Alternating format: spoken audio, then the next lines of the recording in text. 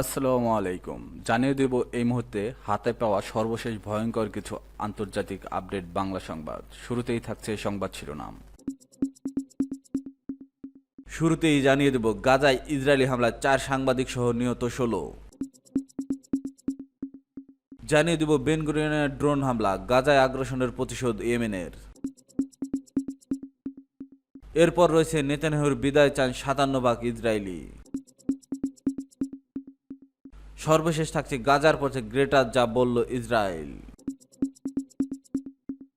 এখন শুনছিলেন সংবাদ শিরোনাম, এবার বিস্তারিত। প্রিয় দর্শক, আপনি যদি এই চ্যানেলে নতুন হয়ে থাকেন, ভিডিওটি দেখতে দেখতে চ্যানেলটি সাবস্ক্রাইব করে আমাদের সাথেই থাকুন। গাজায় ইসরায়েলি হামলায় 4 সাংবাদিক সহ নিহত 16। ফিলিস্তিনের স্বাধীনতাকামী গোষ্ঠী হামাস নিয়ন্ত্রিত গাজায় ইসরায়েলি হামলায় বৃহস্পতিবার 4 সাংবাদিক সহ অন্তত 16 জন নিহত হয়েছে, জানিয়েছে স্থানীয় স্বাস্থ্য কর্তৃপক্ষ। যেটা জানিয়েছে গাজা সিটির আল আহলি আরব হাসপাতালে সাংবাদিকদের উপর অপ্রত্যাশিত এক হামলার ঘটনা ঘটে। সেখানে সূর্যের তাপ থেকে বাঁচার জন্য তারা একটি অস্থায়ী তাঁবু স্থাপন করেছিল। সেখানে হামলা চালিয়েছে ইসরায়েলি বাহিনী। অ্যাংলিকান গির্জার মাধ্যমে পরিচালিত এই হাসপাতালটিতে এটি নিয়ে অষ্টমবারের মতো হামলা চালানো হলো। হামলায় 3 জন সাংবাদিক ঘটনাস্থলেই নিহত হন। একসময় হাসপাতালের ওই প্রাঙ্গণের যেখানে সুন্দর একটি বাগান ছিল, সেখানে তার মৃতদেহের ছিন্ন ভিন্ন অংশ ছড়িয়ে ছিটিয়ে ছিল বলে প্রত্যক্ষদর্শীরা জানিয়েছেন। অপর সাংবাদিকের পরে মৃত্যু হয়। এই ঘটনায় একজন জ্যেষ্ঠ সাংবাদিকও গুরুতর আহত হয়েছিল। আল আহলি হাসপাতালে তার জরুরি অস্ত্রোপচার করা হচ্ছে। পর্যাপ্ত চিকিৎসা সরবরাহ না থাকা সত্ত্বেও চিকিৎসকরা তাকে বাঁচিয়ে রাখার চেষ্টা করছেন। হাসপাতালটিতে ইসরায়েলি ড্রোন থেকে একটি ক্ষেপণাস্ত্র ছোড়া হয়। এই ক্ষেপণাস্ত্রের শার্পনেলের আঘাতে আরও বেশ কয়েকজন গুরুতর আহত হয়েছেন। এসব ক্ষেপণাস্ত্রের মধ্যে অনেক তারকাটা ও ধাতুর টুকরা থাকায় প্রাণঘাতী হয়। ক্ষেপণাস্ত্রগুলো বিস্ফোরিত হওয়ার পর এসব শার্পনেল শরীর ছিদ্র করে বের হয়ে যায়, ফলে ব্যাপক রক্তক্ষরণে আহতদের মৃত্যু হয়। এই হামলার বিষয়ে ইসরায়েলের সামরিক বাহিনী তাৎক্ষণিকভাবে কোনো মন্তব্য করেনি বলে জানিয়েছে রয়টার্স। এদিকে ইসরায়েল ঘোষণা করেছে তারা গাজা থেকে ইসরায়েলি আমেরিকান দ্বৈত নাগরিক 2 জিম্মির লাশ উদ্ধার করেছে। 2023 সালে অক্টোবরে হামাস ইসরায়েল যে হামলা চালিয়েছিল, ওই সময় গাদি হাগি ও তার স্ত্রী জুডি ওয়ানস্টাইন হগি নিহত হন। হামাস তাদের মৃতদেহ গাজায় নিয়ে গিয়েছিল। গাজায় এখনও হামাস ও অন্যান্য সশস্ত্র গোষ্ঠীগুলোর হাতে 56 জন জিম্মি বন্দী আছেন, তবে তাদের মধ্যে অর্ধেকেরও কম জীবিত আছেন বলে বিশ্বাস ইসরায়েলি কর্তৃপক্ষের। গাজায় ত্রাণ বিতরণে নিযুক্ত যারা যুক্তরাষ্ট্র ও ইসরায়েল সমর্থিত একটি বেসরকারি সংস্থা টানা দ্বিতীয় দিনের মতো তাদের কার্যক্রম স্থগিত রেখেছে। ইসরায়েলি বাহিনীর একাধিক প্রাণঘাতী গুলির ঘটনার পর বুধবার তারা তাদের কেন্দ্রগুলো বন্ধ ঘোষণা করে। বেন গুরিয়নের ড্রোন হামলা, গাজায় আগ্রাসনের প্রতিশোধ ইয়েমেনের। ইসরায়েল অধিকৃত তেল আবিবের বেন গুরিয়ন বিমানবন্দরে সফল ড্রোন হামলা চালানো হয়েছে বলে জানিয়েছে ইয়েমেনের সশস্ত্র বাহিনী। এই হামলাকে তারা গাজার ইসরায়েলি আগ্রাসনের বিরুদ্ধে প্রতিশোধমূলক প্রতিক্রিয়া বলে উল্লেখ করেছেন। ইয়েমেনের সামরিক বাহিনীর মুখপাত্র ব্রিগেডিয়ার জেনারেল ইয়াহিয়া সারি এক বিবৃতিতে এই তথ্য জানিয়েছে। তিনি বলেন, ইসরায়েলের দখলকৃত জাফা নগরীর বেন গুরিয়ন বিমানবন্দর লক্ষ্য করে 2টি ইয়াভা ড্রোন ব্যবহার করে হামলা চালানো হয়েছে, যা নির্ধারিত লক্ষ্যবস্তুতে সফলভাবে আঘাত এনেছে। বিবৃতিতে আরও বলা হয়েছে, গাজার ফিলিস্তিনি জনগণের উপর চালানো গণহত্যার অপরাধে জবাইয়ের এই হামলা চালানো হয়েছে। অবরোধ ও আগ্রাসন বন্ধ না হলে হামলা অব্যাহত থাকবে বলে হুঁশিয়ারি দিয়েছে ইয়েমেনি বাহিনী। বলেছে, গাজায় আগ্রাসন বন্ধ না হওয়া পর্যন্ত এবং অবরোধ পুরোপুরি তুলে না নেওয়া পর্যন্ত ইসরায়েলের বিরুদ্ধে আমাদের সামরিক অভিযান চলতেই থাকবে।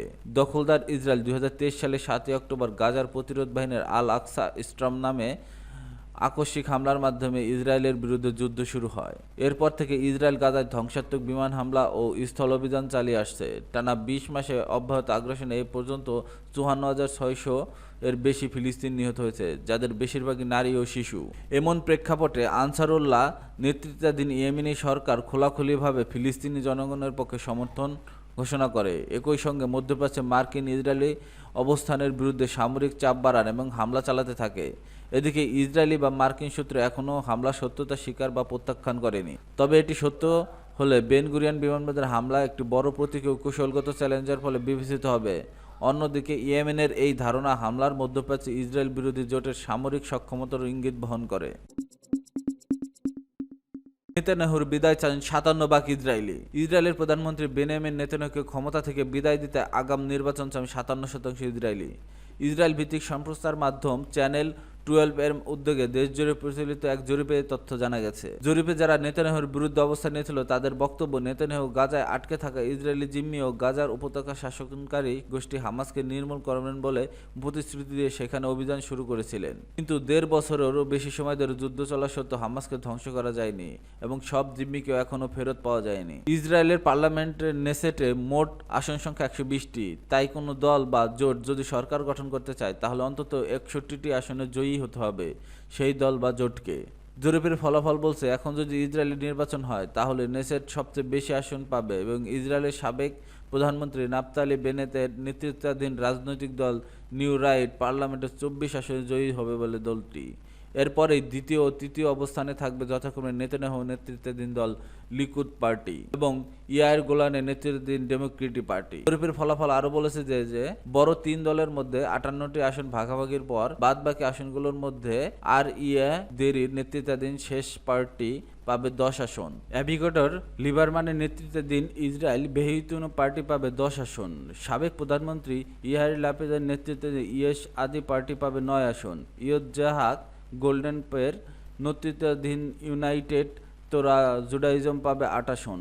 ইতামার বেন গিবরের নেতৃত্বাধীন ওজ্জা ইহুদি পার্টি পাবে 8 আসন। এছাড়া বেনি গান্টজের নেতৃত্বাধীন ন্যাশনাল ইউনাইটেড পার্টি পাবে 7 আসন এবং হাদাসতাল এবং ইউনাইটেড আরব পাবে 5টি করে আসন। অর্থাৎ জরিপের ফলাফল থেকে বোঝা যাচ্ছে যে ইসরায়েলের নেতানিয়াহু এবং তার নেতৃত্বাধীন সরকারের জনপ্রিয়তার ভাটা পড়েছে বটে, কিন্তু এই মুহূর্তে কোনো দলের নির্বাচনে জিতে এককভাবে সরকার গঠন করার মতো জনপ্রিয়তা নেই। গাজার পথে গ্রেটা, যা বলল ইসরায়েল। 22 বছর বয়সী সুইডিশ জলবায়ুকর্মী গ্রেটা থুনবার্গ ম্যাডলিন নামক এক নৌযানে চড়ে যুদ্ধবিধ্বস্ত গাজার উদ্দেশ্যে যাত্রা করেছেন। নৌযানটি মূলত ফ্রিডম ফ্লোটিলা কোয়ালিশন পরিচালিত।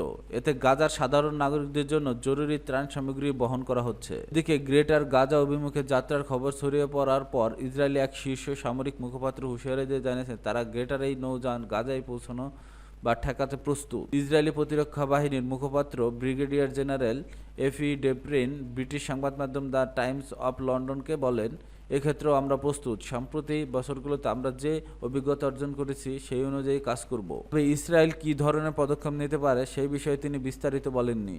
2023 সালের অক্টোবর থেকে দখলদার ইসরায়েলের আগ্রাসন রীতিমতো ধ্বংসস্তূপ ও মৃত্যুপুরীতে পরিণত হওয়া গাজা উপত্যকার উপর টানা 90 দিনেরও বেশি সময় ধরে অবরোধ চালিয়ে আসছে। মূলত 2007 সাল থেকে এই অঞ্চলটি স্থল, জল ও আকাশপথে অবরুদ্ধ। 2023 সালের অক্টোবর থেকে চলা ইসরায়েলি আগ্রাসনে গাজায় এ পর্যন্ত 54,600 জনের বেশি ফিলিস্তিনি নিহত হয়েছে। তারপরও টানা 3 মাসের অবরোধে পুরো গাজা উপত্যকা এখন দুর্ভিক্ষের কবলে। এই অবস্থায় বসে থাকতে পারেনি সুইডিশ জলবায়ুকর্মী 22 বছরের তরুণী গ্রেটা। নিরীহ গাজাবাসীর জন্য পানিপথে ছুটেছেন ত্রাণ নিয়ে। তার ত্রাণবাহী নৌযানে রয়েছে দুধ, প্রোটিন বার, শিশু খাদ্য, ডাইপার, আটা, চাল, পানি পরিশোধন যন্ত্র, স্বাস্থ্য বিষয়ক সামগ্রী ও চিকিৎসা সরঞ্জাম। এই যাত্রায় গ্রেটা থুনবার্গ ছাড়াও আছেন 12 জন আন্তর্জাতিক শান্তিকর্মী, যার মধ্যে গেমস অফ থ্রোনস অভিনেতা লিয়াম ক্যামিংহ্যামও রয়েছে। এই ফ্লোটিলা মিশনকে তারা বলেছে ইসরায়েলের অবৈধ অবরোধ ও যুদ্ধাপরাধের বিরুদ্ধে অহিংস সরাসরি প্রতিরোধ। এদিকে ইতালির দক্ষিণাঞ্চলীয় শহর থেকে যাত্রা শুরুর পর গ্রেটার নৌযানকে ড্রোন দিয়ে অনুসরণ করা হচ্ছে বলে জানিয়েছে অংশগ্রহণকারীরা। ধারণা করা হচ্ছে এটি গ্রিক কোস্টগার্ডের ড্রোন। নিরাপত্তার জন্য তারা আন্তর্জাতিক সম্প্রদায়ের হস্তক্ষেপ চেয়েছে।